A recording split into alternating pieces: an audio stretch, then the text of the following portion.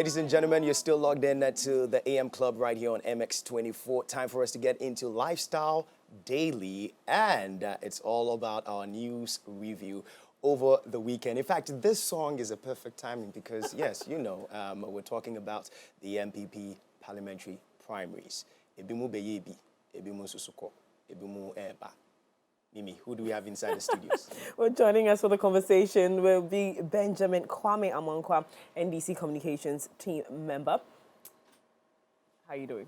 I'm fine. How Ready are you for I know you're fired up for the conversation. Yeah, I'm more than fired. I've always been fired. And Mr. Akins Opoku, former TESCON president, University of Ghana. How are you doing, sir? Fine. Ready? Very much ready for that. Are you sure you're ready? Yes. Because this man is coming for you. The way you are relaxed and the way you're breaking heart, Anna. Oh, no, not at all. Were there some expectations that, were not met at the parliamentary primaries this weekend? Well, I think that generally my expectations were met. In fact, going into the elections as a sympathizer of the New Patriotic Party, what I wished for was a peaceful, free, and transparent elections, which I think that we have met that as a party. Mm-hmm. I mean, a political party of like the NPP, right, going into an elections like this where you didn't hear any sort of violence in the constituencies. I mean, once it is a human institution, you definitely hear some pockets of, issues here and there. But generally, I think that the elections have been free and fair. And let me congratulate all the winners and the losers. Politics, winning and losing an election is part of it. And so even if you lose the elections, what it means is that the delegates are saying that go back a bit and still support the constituency. At the right time, we are going to give you the nod to come and lead the constituency. Our leader now, Dr. Mahmoud Baumia, who is the flag bearer of the NPP, has lost an elections before, 2008 and then 2012. The president himself has contested elections variously and lost, but today he is the president of the republic. And so losing an elections doesn't mean it is the end of the road for you. They should all come together and support those who win so that we can rally behind the elephant and whip the former president John Dramani Mahama again come 2024. That's your target. So anyways, Mr. Wampa, tell me what you found unique about this particular election, so we move into the conversation. Well, before I come to your question, let me first of all say good morning to all the strong supporters of the Kwapim North constituency of the NDC, especially Mr. Bawa Sumaila, who is the communication officer, for the good work they are doing. Having said that, let me say that as a stakeholder in the governance of this country, MPP's primaries is of great importance. But before even we start looking at it, I want us to look at the numbers. First and foremost, we have about 137 constituencies or sitting MPs whose constituency the primaries was held. Among these, about 28 members of parliament with over years of experience will not be coming back. We have about 41 MPs who were females, and these data and analysis is very important to the analysis that I'm going to make. That's why I'm giving this data out. Right. Then we have over 20 government appointees who are also trying to come to parliament. Okay. Now, the NPP as a political party has consistently demonstrated that they are a party that say one thing and do another. Now, there are so many violence that characterize or a certain political rigmarole that characterize these elections.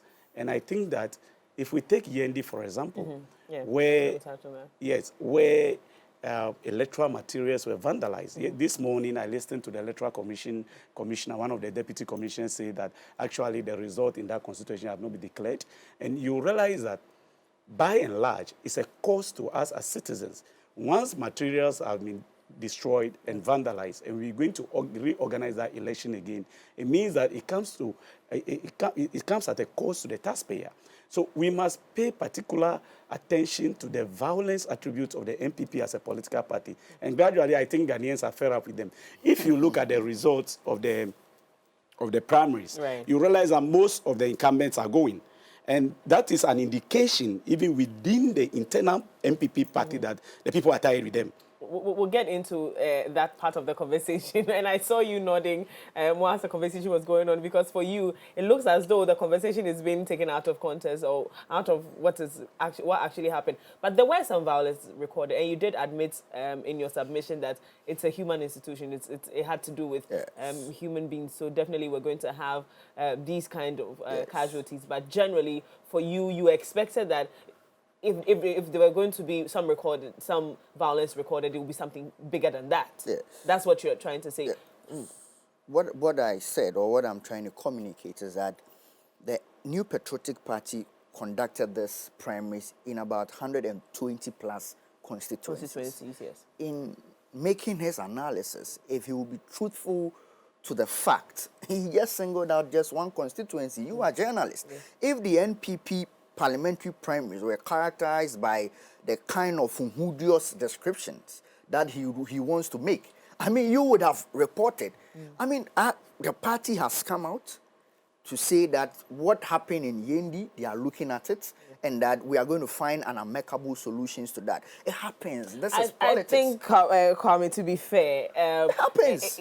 And this is not to be fair. I think that for a political party of that magnitude, an election like this was, like you rightly said, is of great interest for a lot of people. And so for things like this to come up, for something like this to happen, and just one case. Exactly. Unless, of course, you have more to add to it. Of course, I have more to add. Miriam, you know the history. It's a different we can go on the historical trajectory of the violence nature of the NPP. Why did Alan Cheramantin break up from the party? When we We're talking about the parliament. Of course, there is a history to it. They always, that is the way they go. Indeed, it is not only Alan Cheramantin. Ajeko also gave the same indication where Alan Cheramantin, for example, one of his representative in the north, the eye was basically taken out of the socket.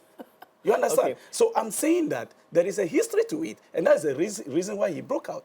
Yendi is astounding. I'm just saying that as a stakeholder in the governance of this country, I think that the NPP as a political party has come a long way. We shouldn't be giving excuses like such a big political party. You have rules and regulations. If we are all to abide by the rules and regulations, I think we can have a perfect election. Absolutely. That is what I'm saying. Benjamin, a follow-up on that. Yeah. So with the NDC parliamentary primaries as well, was there no case of any violence happening? If you have any case, you can point it to me. But by and large, what I'm saying is not NPP, NDC matter. Just what I'm saying is that the two major political parties in Ghana have come a long way. There is no excuse for any of them, whether NDC or NPP, to have any level of violence leading to death or destruction of property. I'm not doing partisan politics here. That is what you are doing. No, that is what you are doing. You started by saying that the NPP is characterized by violence here and there. Please hold your call. Because the question that was asked was about the NPP primaries. When Kojo is probing further. That's why I asked you. Exactly. That's what I'm saying. Yes. That I'm not talking about NDC and NPP. If it happened in the NDC, and I know of it, I'll condemn it the same way I'm condemning that of the NPP. But at the moment, we are talking about the NPP primaries. That's why it seems to, that's why I focus on the NPP. Okay. But I'm saying that you look at the historical accounts, the president himself, the infamous comment, it's there. That they have always been a violent political party. And we do not need to entertain that. You have to give more. You have to give more. You're using that as a basis. That's why I asked you, because your submission at the end was that the NPP is a violent party. Yes. That's what you're trying to say. But I'm asking, for the NDC parliamentary primaries, was there any other case like that? And I say I don't know of any. Wow. You can tell me if you've heard of some, and we can discuss that. Personally, I don't know of any. Well, let's move on into the NDC has always been a very decent party, following rules and regulations, abiding by the rules and we can't outright just tell the NPP that they're a violent political party. But let's move on to what happened over the weekend. First of all, congratulations to the NPP again. I want to agree with you that this was a pretty fair election. People had expectations of who will win what, who is sitting where. Are people retaining their seats? Are people going to lose power? And we saw a lot of surprises.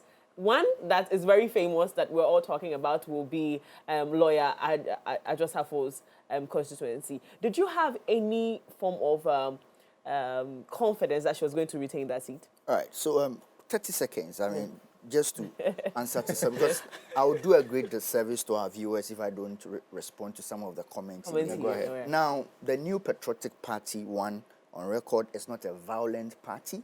We've gone through this process from polling station to now, where the party outlined rules and regulations, of which, for me and the majority of Ghanaians, we have experienced the most free and transparent elections. I think that when we get an opportunity to come on big platforms like this, we owe ourselves and our viewers, okay, to be factual about the truth. See, let us not be hypocritical when it comes to issues of violence. I will condemn any act of violence, whether it is the NPP or NDC. So when you come and sit here, you don't paint the picture as if the NPP is a violent, party that we are holding knives here and gun shooting. I mean, for Christ's sake, we have not chased the founding member, right, of our political party from the party. You chased the wife of the late Jerry John Rawlings from your party. So let's not go there. Now, back to your question. I think that the kingmakers of our political party, the NPP, never make a mistake. I have said this on various platforms, that at every point in time, the decisions that they make reflect the entire mood of the political party.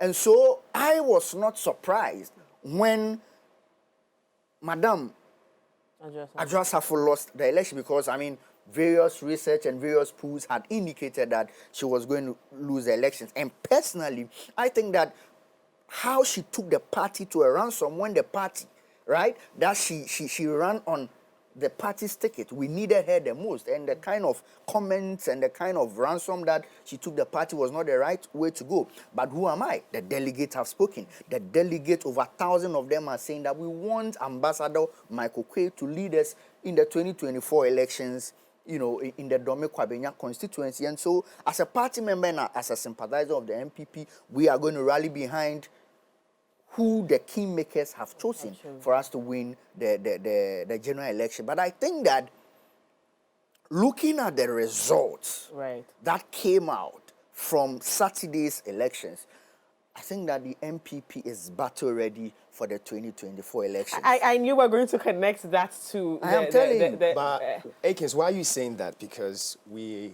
look at the numbers and we've realized that it's 28 incumbent, MPs out of 137 who've lost their seats. And, taking it to the NDC, I think it was probably like 17 or 16. I should be corrected. So why are you saying that the NPP is ready? Because the numbers are a lot. I have always maintained that if you're a member of parliament, right, and you were given a mandate by your constituent, your delegate, right, to go and represent them in parliament and lobby for development for your area, right, or your constituency, and maybe because of one or two reasons you couldn't live up to the expectations. Mind you, these delegates live within the constituency. These delegates live within the community. They interact with the market women. They interact with the drivers.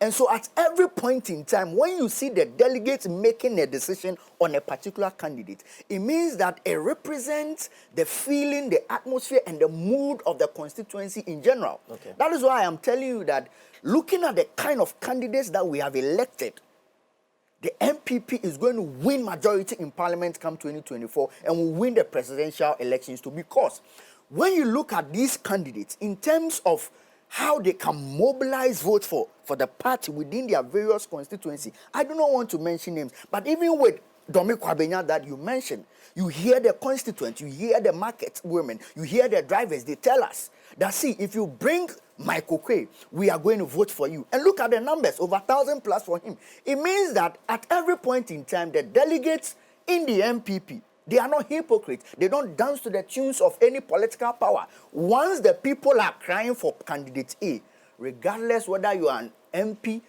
whether you've been in parliament for 30 years, 5 years, 7 years, they'll vote you out. In any case, they are members of parliament. Katie Hammond, over 28 years plus or 20 plus years in parliament, but the people voted for him. It means that he's doing something right. It means that the people love him. It means that the constituents are saying that, let us present Katie Hammond again. If you lost the elections, it is not the end of the road. Right. Support anybody who wins. He also had a little bit of a scuffle with his, you know. I mean, these are tensions that come up in. Let me tell you, even in Legon SRC elections, even in course rep elections, assembly elections, some of these things happens. Elections deals with a lot. And so when tensions arises, but I mean, when you look at the videos that came up, I mean, Katie Hammond's a sense of humor. At the end of the day, he was even, sharing Jama with the people and all of that. But these are things that happens. It doesn't mean that because of the tensions that came up, it marred the beauty of the election. Not at all. Benjamin, for you as the biggest minority in Parliament, for you, this conversation means what to you exactly? You see, a long habit of thinking a thing not wrong gives it the superficial appearance of it being right and raises at first a tumultuous outcry in defense of custom. But the tumult will subside when the time comes. And that is exactly what has happened in the NPP primaries. What am I actually saying? We have consistently told the NPP government that the manner and the way they are governing this country, we are not going in the right direction. They disagreed. Now, this is an internal election. If you watch the global info analytics analysis, even before the elections, it clearly shows that among even the NPP themselves, they were having issues with most of the incumbent members of parliament. With performance or yes, with, I will, visibility? Yes, just of the party. In terms of performance, you understand. Now, as for Honorable Adjoa Safo, we all know the story behind her.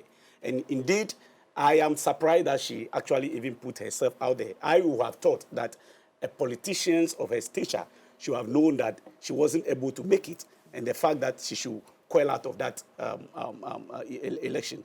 All the same, I think she also has her own ideas as to her chances in the party. But I think delegates yes, push but I think that what we have done over the years is that we have allowed certain politicians to take advantage of us. Right. Now, let's take Adjoa Safo, for example. Adjoa Safo is a politician who, of course, he said she was having some postpartum problems and has tried to explain. But the manner in which she went about it leaves much to be desired. You understand? And so, of course, the delegates will reject her. So I'm not surprised that Michael Kwe won in that constituency. But to be fair to her, we also need to know the historical antecedent as to the issues surrounding why there seemed to be a fracas between Adjoa Safo and the Michael Kwe, even leading to Bagbin being elected as Speaker of Parliament. You remember the incident where Adjoa Safo fired a woman who was working under her? Yeah. She was forced to revoke the letter that she sent to the woman, and her anger and all that surrounding it. So these are the issues. So I'm saying that the mere fact that what you're trying to say right now is that her posture towards the NPP and her style of governance is problematic. Exactly, that's what I'm saying, and I'm saying that is allowed. She was in fact she was justified to do that. No. Okay. I'm not saying that. Okay. I'm rather saying that the electorate. I am actually grateful that they have demonstrated that what you did, we are not pleased with it. You understand? Right. Of course, it's an NPP primaries. But you see, anybody that they elect may eventually win. And if he wins, then we'll be looking at the national level, at Ghana, the caliber and the quality of people we send to parliament. So I am more concerned about people who are dedicated to their job. But the major point I'm making is that we have 28 members, incumbent members of parliament, who basically are going out of parliament. Of course, I've heard people say that is going to impact the work of parliament. No, how did they gain the experience in the first place? They gain it by getting the chance to go there. So if they should be there because they have experience, how do we get there? So I don't believe in that kind of analysis. But I want to focus a little bit, if you allow me, on Adanse Asokwa, Katie Hammond. Yes. Katie Hammond is an old man, very learned, but very arrogant. In fact, he's very humorous. No. You see, the media should be circumspect, and we shouldn't be charitable to some of the comments made by Katie Hammond. Katie Hammond, basically in the front of the place, threatened to beat his opponents. And in fact, even if we should allow them to fight, do you know his opponent? Have you seen him before? Katie Hammond cannot battle with his opponent. Basically saying that the police were there to protect him because he was a cabinet minister. Sometimes his utterances, I wonder, like, he's an old man, so I'm very constrained in my comment on him. But I think that people like Katie Hammond, people like Kennedy Ajapong, because when you go to Bantama, similar incident happened there, where Kennedy Ajapong accused former Asenso Boachi, former deputy, is it deputy chief of staff, of a lot of issues. The issues that he accused the gentleman of have implications not only for the person, but for the presidency as well. Absolutely. Because he accused him of collecting money up to the tune of $200,000 to allow people to see the president. That is a damning allegation on the image of the Flagstaff House or the Jubilee House. And this is internal.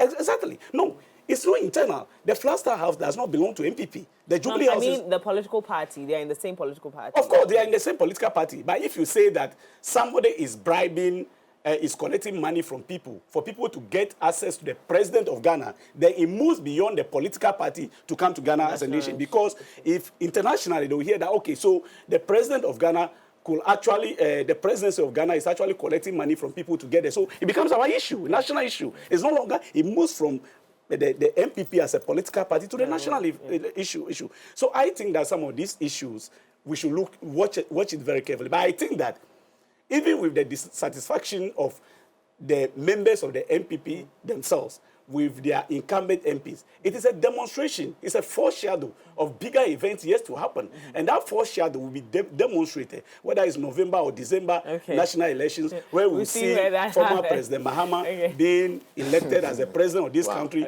You will see majority of the NPP members losing this election, and you see NDC MPs and PCs becoming members of parliament so that we can build a better Ghana. And the agenda is to reconstruct Ghana from the devastation and the damage that the NPP government has caused to this country. Okay, so Benjamin, well said. Akins, what's the results that we've gotten from this parliamentary primaries? What does it speak for the coming elections? Yes, like I rightly said early on in my presentation, for us who are political researchers, right, and sympathizers of the NPP, what it means to us as a political party is that we are focused and we are battle ready for the 2024 elections. See, let us not sit here and then pretend as if that some of the incumbent members of parliament, one way or the other, performed abysmally. I mean, let us not pretend. If we are to go case by case, you would find some of these members of parliament, right, who basically did not perform to the satisfaction of their constituents. Can you name them? I mean, I don't want to mention names. But you should be able to mention I don't want to mention names. mention Allow names. me to make my point. I'm saying that, so once the delegates, right, who live within the constituency, who live within the community, have made their decision by changing these members of parliament, right? What it means is that there's a new phase and a new energy and a new dimension that we are going into the elections with. So for me, I think that the NPP is very strategic, and we have told the NDC that we are going to win the 2024 election with a strategy, and they will not understand. These are part of the strategies. Electing your parliamentary candidate, because these are the people that they live with the people, right? If you elect a parliamentary candidate who is formidable, who is loved by the constituents, it translates into your vote. Elections is about vote. And so they can sit there and make their noise. At the end of the day, we are not doing anything to please them. We have made our decision, and I think that what we have to do as a political party now is to unite the rank and file of our party so that the unity of purpose, because mind you, the 2024 elections is not going to be an easy elections No. because we are seeking to do something that has never happened under the 1992 or under the Fourth Republic. And so it is going to be a fiercely contested elections, and it is only the heart and united sense of purpose that can win this election. See, if you're a member of parliament and you do your work very well, your people will reward you. I was in New Job South constituency yesterday to witness the acclamation of the Honorable Michael Ochubefi. He didn't have any person to contest him. Do you know why? Because he has worked. Because he has worked, to the satisfaction of the delegate, to the satisfaction of the constituents. Go and look at the development in his constituency. And so if you're a member of parliament, and it is a sign and a warning to the newcomers who will be winning and would eventually go to parliament, that if you go to parliament and you do not work to the satisfaction of your constituents, they'll boot you out. Right. And that is what we should encourage, that people should not be coerced, people should not be influenced by the mere that, this person is 10, 15, 20 years in parliament, and so even if the person is not performing, we should keep the person in parliament. No, not at all. Now, conversations span from that particular elections on bribery, on people that were giving things out. It has become a growing carcass. To be very honest with you, the way now it's visible. Now we have social media, so we saw a lot of videos of. Despite the fact that there were rules and regulations to not to do that, to not do so. and it was rampant throughout the elections in different constituencies. What do you have to say about those occurrences? I think that my position on these things that happen during elections, both in the NPP and the NDC, has always been that as a country we need to find a holistic approach to this canker. It is a canker. Before you get into the conversation properly, would you agree that it's getting worse because the ordinary Ghanaian is going through a lot per social media, is going through financial challenges? There are so many issues that they're facing. So for them, it is, what can you give me right now? Because I don't know what you're coming to do and I really don't care, but it's about what I'm going to get right now and move on with my life. No, I don't think it is as a result of the hardship or, the kind of financial problems that people are facing. You see, it is the mindset and the orientation of the Ghanaian, the ordinary Ghanaian, that I tell you, see, we have run elections on Legon campus before, even with SRC elections. Right? When you are campaigning and you need the votes of people who are supposed or who are known to be intellectuals, they demand, you have to buy me food, you have to buy me this. That is where it starts. And so that's why I'm saying that as a country, we need to find a holistic approach in tackling this canker. It is a menace, it is a problem. Because it means that it will get to a point where the highest bidder wins. Absolutely, that's where I'm coming to. So both in NPP and NDC. Yes. Probably not fit for the position. And so today, if person A is competent to do the job and does not have the financial capacity to meet the demands of delegates, it means that the person cannot go to parliament or represent his people. And so we have to reorient the mindset of the Ghanaian people right from crèche. That, see, people are elected to go and lobby for development for you. And so if you take money from them, today that you have taken 5,000 Ghana cedis, 3,000 Ghana cedis, 1,000 Ghana cedis from your member of parliament in order to, or the candidate, and you voted for the person goes to parliament and the person is thinking about how to regain the monies he has spent. And so who do you blame for corruption? Who do you blame for undevelopment in your constituency? Because Maboka. But if we are able to tell them right in their face that, see, I don't need your money. What I need from you is about what you can do for the constituents. And let us also tell the people who contest for elections, the promises are so gargantuan. See, these politicians, right, those who contest for elections, they know their rules. They know their rules. They know what they can do and they know their limits. And so when you go to the people, tell them what you can do. But then again, they'll tell you that if I tell them what I can do, my opponent is also promising them money and I will lose. So it is a complexity of issues that we need to reorient the mindset of the Ghanaian people. Other than that, yours will be coming up very soon. The conversation, the bigger conversation is coming up come December or November, and these things will recur in any kind of election in this country as we are trying to help solve it? What would be the ultimate decision that any political party would take, whether the NDC, NPP, or even the New Force? Because we're going to touch on the New Force a little bit. Whichever political party comes, what do you think will be the cure for this canker? The monetization of elections in Ghana is a cancerous tumor that must be cut out before it infects. It has already infected to a large extent. But I think that the NPP as a political party has made it more endemic. That is not to admit. Okay. Let me make my point. Let me make my point. That is not to say that in the NDC there is no monetization. That's not what I'm saying. Because there are evidence. We've seen it. Exactly. Yeah. That's the point. But I'm saying that in this particular administration, the monetization of politics has been more pronounced, even though it has been a canker and an issue that we have always spoken about. Okay, that nobody can take that out. We saw candidates sharing money. The fact that the chief of staff herself was accused during their... Yes, was accused. Yes, I use the word accused. Yeah. Was accused during their primaries of sitting in a room sharing money to delegate to vote for Dr. Baumia. All those things, we heard it. The fact that Kennedy Ajapong himself admitted that even though he also gave 300 cedis to some of the delegates, it was the fact that Dr. Baumia gave more. All those things, we heard it. So I'm saying that yes, it's an issue we need to deal with. And that does not have to do with only the NPP. But the NPP has made it more pronounced. And you see... So what's the way forward? The way forward is the fact that institutions like the Office of the Special Prosecutor and the police, we need to first look at the structure, first of all, of the Ghana Police Service.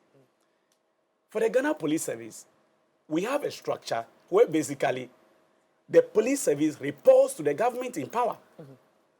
In actual fact, if I am IGP, you are constrained in your effectiveness by the fact that you are appointed by the president. And so, to be able to deal with this issue, you see, when Barack Obama came, he said we need strong institutions. You can only make a strong institution when the individuals that occupy that institution are not answerable to the government in power. This one, I'm not talking about NPP. If NDC comes, NDC is going to appoint IGP, isn't it? Do you really think... that is not the structure of the nation? That is not part of our... That's the structure. Is the president that appoints the IGP based on the advice of the police council. And I'm saying that it is an advice. If the police council advised me that I should appoint Miriam as IGP, and I don't like it, it's an advice. Advice can be taken or rejected. So I'm saying that first, let's look at the structure of the Ghana Police Service. Let's restructure the police service so that the police service will be independent. So that if a police officer arrests a political activist for an offense, he is sure to be protected by the law and there will be no political interference. That's the first one. Then another one is the Office of the Special Prosecutor. We have seen so far 2 special prosecutors. We have heard their frustrations on air as to the way things are going. Indeed, yesterday I read the judgment. First, I agree with the special prosecutor when there was rumored here that the court actually did not approve his request for the bank freezing of the former minister. But when I read the judgment yesterday, I realized that he did a poor job because the court actually backed every single thing that said with statute. And I think that it was coherent and it was a very laudable judgment. Okay, so let's look at the Office of the Special Prosecutor. I think that the Office of the Special Prosecutor should not in any way be under the Attorney General's office. Okay. It should also operate independently. I don't know how it's going to be, but we can have a conversation around that. And the Special Prosecutor should also not be appointed by the president. This thing where we make the president have supernatural powers of appointing almost everybody up to the judiciary, in a way, link the people appointed to the president.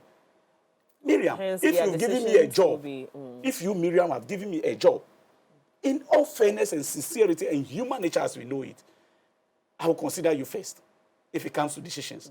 That's how I see it. So let's look because of the relation? Of course. If you give me a job, I owe my very existence to you, especially in terrains like Africa where getting job is not easy. What if she's not fit for the job? Yes, most of the people who are appointed to a large extent, it's not that they are not fit for the job. Most of them are fit for the job. You can talk about academic records of all of them, and you realize that it is not that they are not fit. The problem has been their partisan nature. Yeah. You understand? And I think that even though there is a clause that says, for example, that once the president appoints the person to institution like the judiciary, the person becomes independent, that independence, even though it's written, is constrained in the fact that you are appointed by the president. Because let's look at it. Somebody has just appointed you as IGP. And then there is a decision you need to take. You know that this is the right thing to do. Then the person calls you. Imagine the president calls the IGP and tells you that, oh, this particular person, I sent him and he did that. Can we please forgive him on this occasion?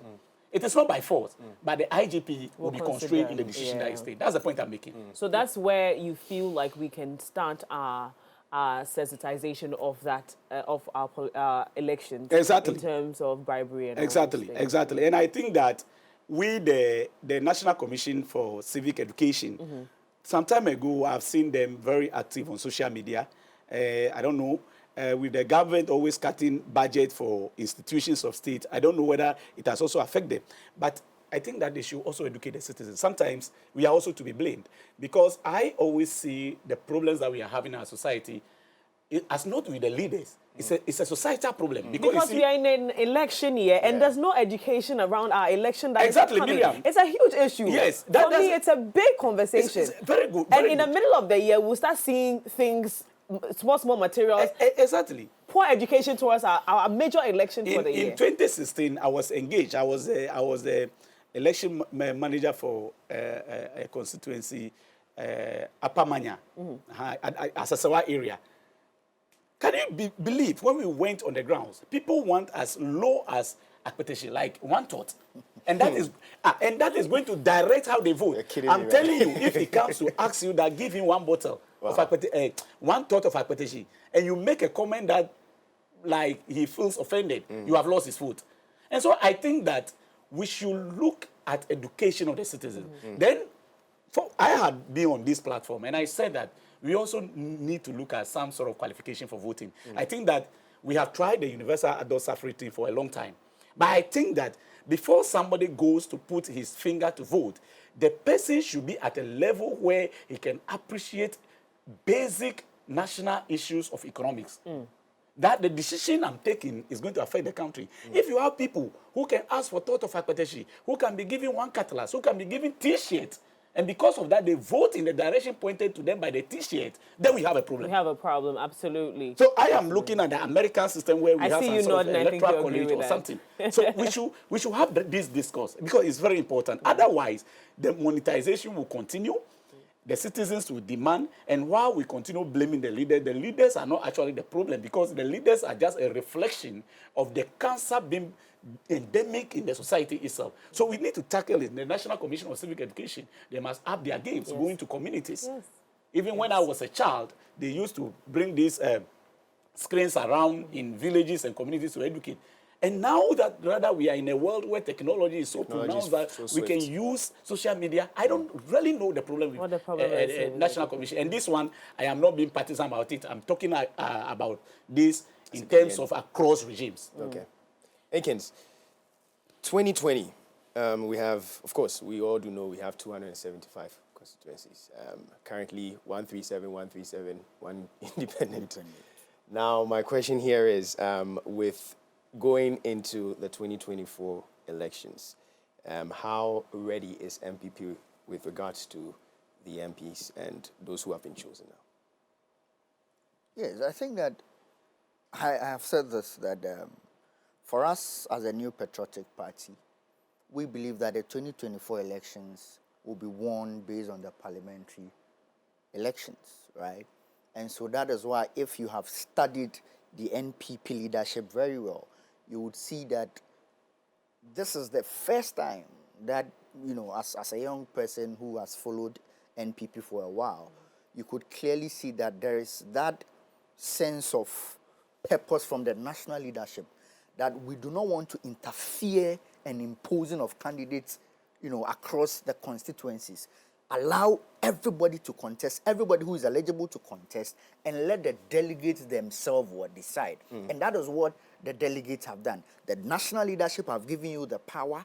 You have elected somebody that majority of you think would better represent the NPP in the constituency. And so I think that where we are as a party, the reconciliation processes should begin as a matter of urgency, where candidates who have lost, because it was an election, it was an internal election. It's definitely there'll be one or two issues that would come up in the processes of campaigning. Okay. And so this is where we should start reconciliating all those who lost to come and join those who won the election, so that we can mobilize as much as people going into the 2024 elections. I am very optimistic that looking at the developmental record of the New Patriotic Party from 2017 to 2023, going into the 2024 elections, if we're able to put our act together, if we're able to consolidate again our own people, I am very much sure that the Ghanaian people will renew the mandate of the New Patriotic Party by voting for Dr. Alhaji Mahmoud Bawumia because of the track record. Okay. Because I mean, this conversation. There's a point that we'll have those conversations, yes. But in terms of infrastructure, sector by sector, let us debate it. Sector by sector, the NPP's record from 2017 to 2024 and the NDC record from 2008 to 2016. And you find out that the NDC, under the leadership of John Dramani Mahama, does not come nowhere. But if, as a political party, we are not able to consolidate our own people, then it is going to be very difficult for us. Yes, so eternally you have to do some work. I'm sticking to his basis and what he said. Also, we've had, for instance, with the Domi Kwabinya. In fact, that be me adi. So now we do have, Michael Kwe. Yes. We also have Eliklim at your side. So my question here is, face to face, you've seen the MPs that have been elected now.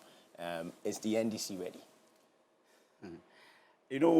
I will advise my friends Ekins, one of the institutions that has established They're advising you. Listen to advice. As a credible institution when it comes to elections in Ghana is the Global Info Analytics. I think their predictions, if we all agree, has been succinct. They are always on spot on. You go to their website and watch their analysis head to head, Dr. Bawumia with Mahama. Every region, Mahama has beaten Bawumia. You can Google it right now. If Ekins, I know he's going to make a comment on that. Head to head, he has beaten him. Now, what am I saying? Kojo, as you are here, you sit in car, or at least you go to the market and buy. You have heard the comment of market women. Ghanaians are not only tired, they are actually frustrated with the NPP government. And if they have their way, if there is a legal and any other legal way to remove the NPP government before the elections, Ghanaians will have resorted to that. But knowing Ghanaians to be a group of peaceful people who believe in due process, they are waiting patiently. You see, when you have a sore on your leg, and instead of dressing it up, you put a trouser on it and keep telling people that it's not a sore. When it starts paining you in the night, it is you who bear the pain, not any other person. The NPP can continue tickling their own scrotum and say that, they are feeling happy. That's but when we go to the elections in December or November, we will see who will win. But I'm telling you, the former President Mahama, with his 24-hour economic policy, where we are going to give opportunity to double the people who are employed now, people who are in sectors hitherto that are not recognized, could operate in the night and get more jobs. People who are doing work, and others who do not have can have a shift, and others can also have. This policy resonates with every single Ghanaian. Go to X, go to Facebook, see how young people, youth especially, are buying into the idea of the 24-hour economy. Now let's look at what the 24 economy is really about. You look at night economies like New York. Today is not a day for campaign. I'm not campaigning. It's our policies. And I'm talking about the policy we are bringing. You said that Dr. I'll need you to wrap that conversation up really quickly so that we do our last I'll do that just in a jiffy. If you go to New York, where night economy is practiced, it brings the billions of dollars yearly. And that is exactly what President Mahama is advocating. As for theory and practical with regards to Dr. Baumia, where he was giving economic we will go lectures. there. When it's time for campaign, we will campaign. Now, to wrap the entire conversation, one big conversation which is very prominent, every Ghanaian has seen it, is the new force. I want us to wrap up briefly on what your takes are on, because there has been polls on social media, X, on whether he has any chance, and it looks like the youth are falling for it. Do you think that, because you mentioned the youth are being, could there dragged be into an the upset? conversation? Is there going to be any? I think that the new force excites young people. Well, it excites young people because Nana Kwame Bediako has brought some sort of excitement in the way he approaches politics. You know, the mystery around it. Like, look at the way he starts. Voodoo mask, hiding behind the mask, later coming out. So I think the conversation excites people. But I see, to actually turn that conversation into a political game, it's a different conversation altogether. And I think that whilst I personally buy into some of the ideas that he espoused, I listened to him on so many occasions, I think that he should rather come collaborate with people like former President Rollins, former President Mahama, and the NDC in general, so that he helps in bringing the country out of the doldrums in which the NPP has dumped us. But let me quickly end by saying that I want to commend my National Communication Officer, Sami Jamfi, for the good work he's doing. He should continue in that stead. And I think that come next year, NDC and the former President Mahama are going to be sworn into office. Thank you very much.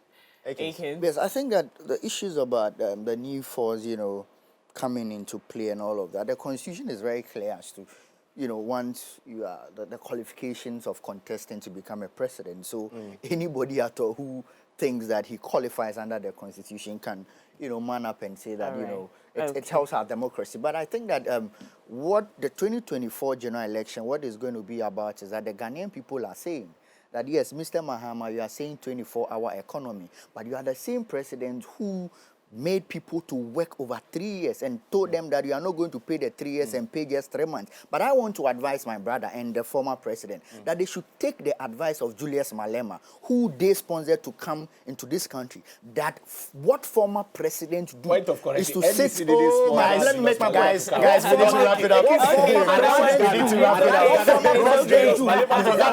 The conversation is getting interesting. Thank you so much, Benjamin Amankwa, the NDC Communications team member, and Akins Opoku, former TESCON president. Thank you so much for joining us. This has been a great conversation. And I know that as we warm up to, as an election year, we're definitely going to be meeting a lot and be having all the relevant conversations around the 2024 elections. Listen, I wish you all the very best. You're still on the AM Club. Listen, I'm excited. I'm excited about what we're going to be doing next on this show. We're still on our Lifestyle Daily. Yes, of course, but this time around, we're moving on to the plug. And we have a special person for you. But quick break, we'll be right back.